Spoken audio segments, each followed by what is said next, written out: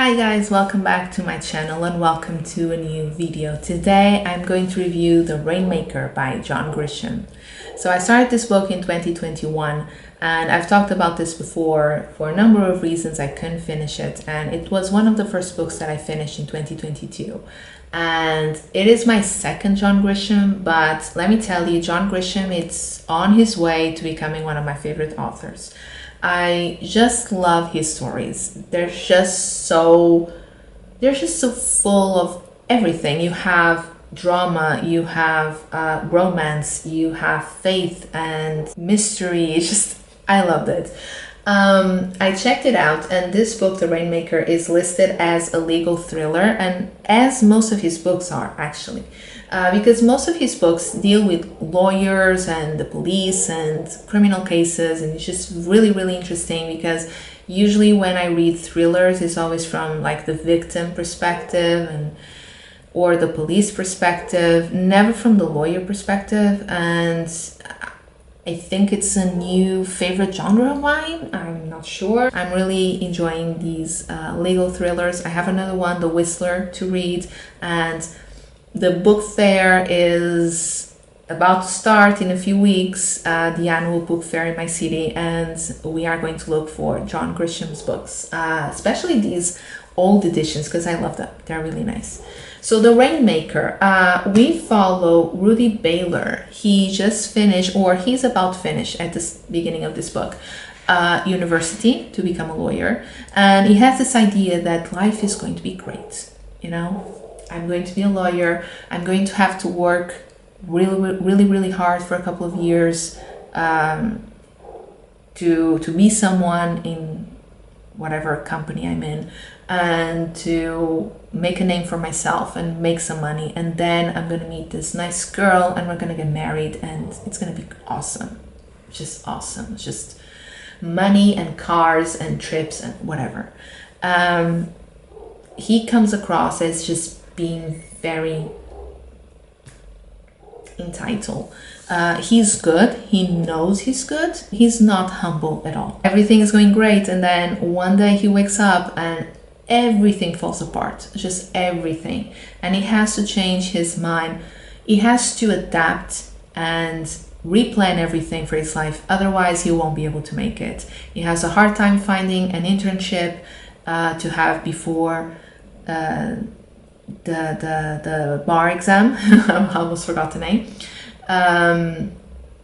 He has to find a place to live. He has to find a way to make some money to be able to afford food. Like, everything is crumbling. He did not expect that to happen because, as I said, he thought that being a lawyer was the answer to all of his issues, and to everybody's issues for that matter. Rudy's character development is amazing. I love how he was able to quickly adapt and quickly change his mind, because really he comes across as being very entitled, very bratty, and the first thing I thought is, if something happens, this guy is not going to make it, because he won't be able to do it. He won't be able to just have to actually admit that he needs help, or admit that it's not that easy, and people who probably didn't deserve all the things they're getting are getting them, and he's not going to be able to live with that. I was pleasantly surprised. He was able to adapt. He replanned. He turned his life around. He actually had to work for some really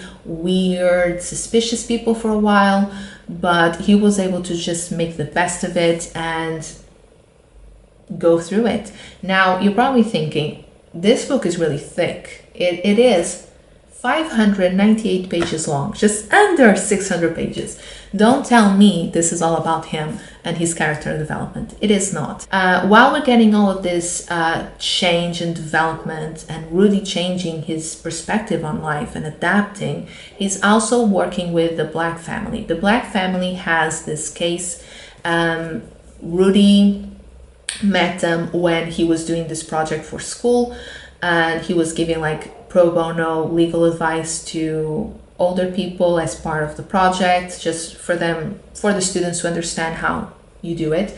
And he kept in touch, and basically the Black family has this son who is unfortunately dying, and the insurance company didn't do anything to help them.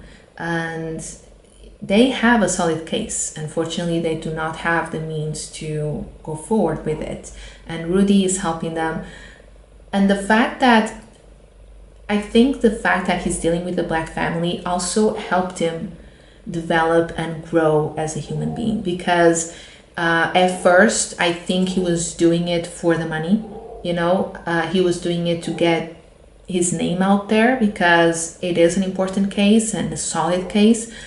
But you see him just becoming more sensitive, and it's not about the money anymore. It's about these people. It's about giving them what they deserve. It's about justice. And it was just beautiful to see such a young person, such a young man who just finished university, recent graduated, passed the bar on his first try, to actually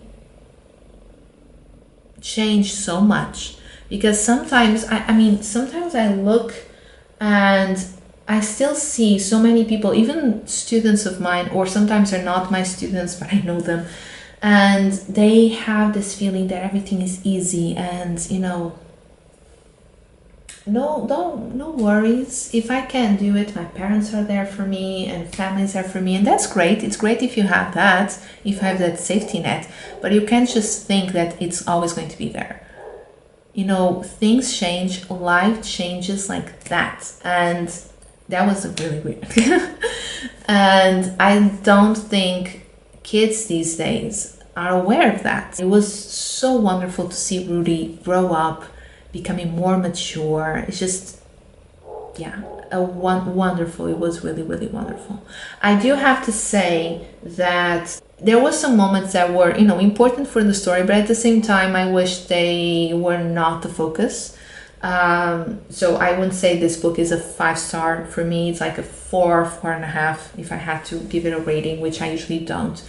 But I just got back to Goodreads, and now I have the star rating again on my mind. Sometimes those moments were the focus of the entire book, and I didn't want them to be.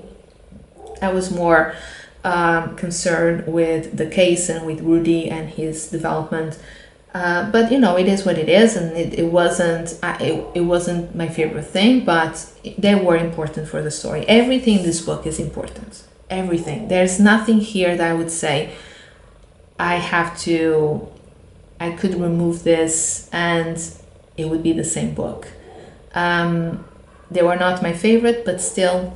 This is my second John Grisham. The first one was The Testament, which I don't think I ever film a review for it, so I'm going to soon. I'm just trying to catch up on all the reviews that I have. Something that is interesting is that so far, The Testament and The Rainmaker deals with lawyers, yes, but they're different types of lawyers, different cases, like very different. And even The Whistler, I read the blurb when I bought it the first time. And again, it is about legal procedures, legal thriller, all of that, but not exactly in the same terms, not exactly a lawyer going into court every time. It's not always the same character, and I think that's wonderful. And I love the faith element. In The Testament, it was very, very obvious. Not so much in this one, but I think there was this sort of faith for things to get better. But the faith element in The Testament was just wonderful too. So yeah, I can't recommend John Grisham enough. There is a lot of legal jargon, and sometimes I had to go and look up meaning of words because it's different. The legal procedures and justice system in the US is very different from Portugal. So sometimes I had to go and look for certain meanings because I not the meaning of the word itself, but the context in which it was used. But other than that, yeah. If you are interested in thrillers, but you are a bit tired of going always for the same type of thriller, like from the police perspective, the detective perspective, or the victim's perspective, I would recommend getting one of these because it's very insightful. That's all I have to say. So yeah, let me know if you have read The Rainmaker or any books by John Grisham. Let me know if you like his work or not. I'm a big fan, if you didn't notice already. And yeah, let me know down below. Like, comment, subscribe, and I'll talk to you very, very soon. Bye.